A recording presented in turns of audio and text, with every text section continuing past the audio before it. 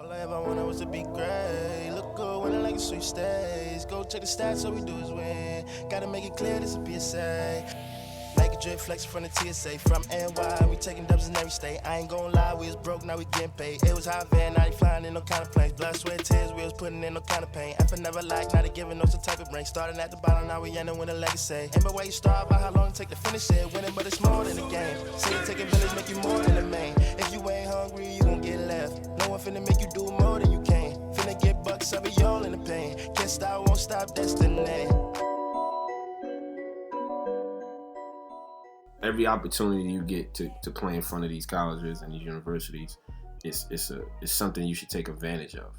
I think with the limitations in the numbers, a lot of guys are gonna be on the outside looking in. Yeah. I think some families are heavily relying on their kids getting scholarships to have the ability to go to college for free. Some may, unfortunately not be able to capture that goal for their families, and obviously there's a lot of domino effects to that when kids don't get a chance to go to college. So I think parents are going to be stressed, guardians are going to be stressed, mentors. It can set itself up for a very stressful, senior year for some of these guys. Got you. Do you think it's going to have an impact on college coaches who are looking to recruit this year? Is it going to be different for them than it's been in past years? I think they're just going to have to be, it's going to be a little more taxing as far as the travel. Yeah. Having to go to a bunch of different locations consistently in the calendar, in order to search out certain kids that fit their prospective universities. I think that's going to be a challenge in itself. The ability to watch video, that's going to be, they're going to have to test themselves to see how much they can evaluate a kid from video, from mixtapes, from different forms of fashion, word of mouth. Yeah. It's gonna be heavy. I think it's gonna require them to do a lot more legwork than some may be prepared to do.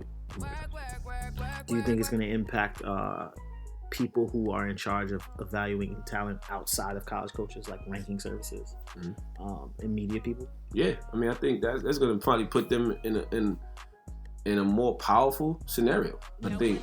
But hopefully they take that ability to have that say-so in a very, very focused avenue for themselves, because people are coming to you and asking you your opinion on a given kid, and that kid's livelihood at times can be at stake, right? If it's a low major kid who maybe only have one or two low major offers, and some of those low level Division I schools are coming to that scouting service or that media outlet and asking them, what do you think about this kid? I just hope that they're able to kind of take time before they give an answer, because sometimes that kid doesn't have another opportunity to showcase their talent on the court, and they don't know what's going on behind the scenes. So I just hope that all of those people that's in control to that capacity takes the answers to a much more serious light than normal. Got you. And so with this type of change, change is inevitable. It's a part of life. And this series of changes, I guess, is no different than any other series of changes that have ever kind of happened, particularly in this landscape. How, over the years, have you dealt with adapting to change?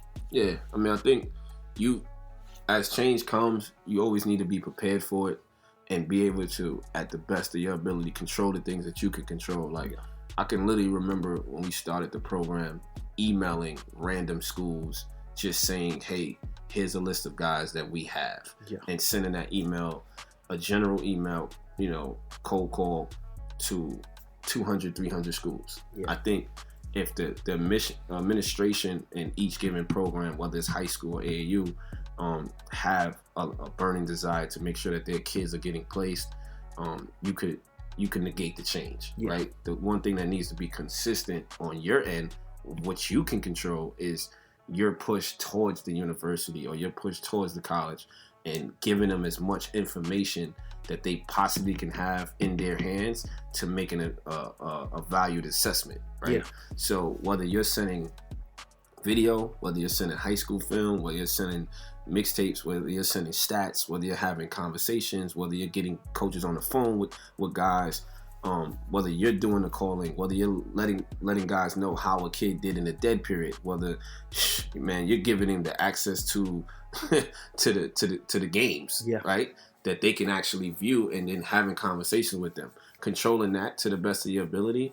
But ultimately, no matter what the change is, there's certain dynamics that kids have to have in place that help them. Yeah. Whether that's your academics, whether that's your social skills, how you carry yourself, how you handle your social media, where, SAT, ACT score, all of these different ingredients that'll make you more attractive to the school and university. So they can change the calendar and how many times you get seen, but you yourself have to be a qualifier first and foremost. I think mastering the things that you can control would help you adapt to the changes that constantly come. Man, I got mind control over Debo.